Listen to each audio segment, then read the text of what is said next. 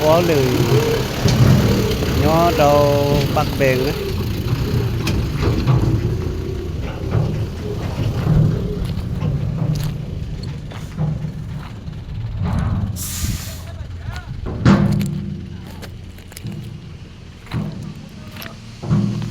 nếu họ lử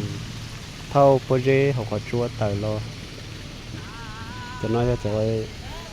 project chỉ múc cú mua cho là lử project cho múc cú để lại thâu cho 2,000 tà đó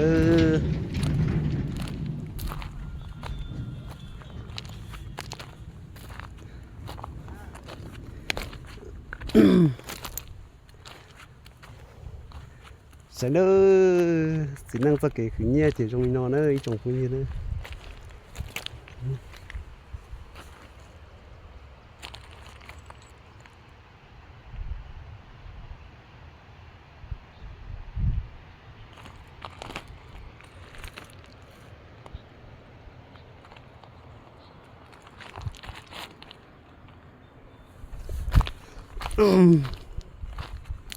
cho nên một sai san đầu khỏi lúc khen lo kia nữa như thế cái mấy ấy nè tiếp bỏ sầu lúc khen lo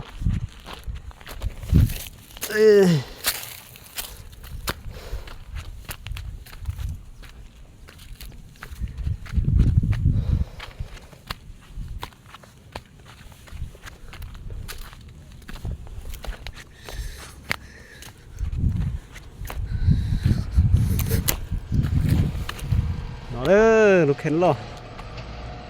bởi nhớ phải nói chơi cú đó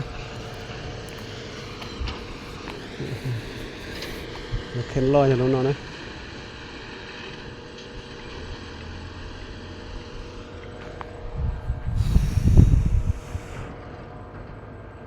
cái chế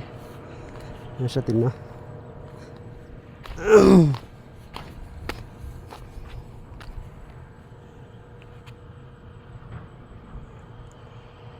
chỉ mua chân chỗ project chỉ mua project cho tuần chỗ đó sản phẩm nó nữa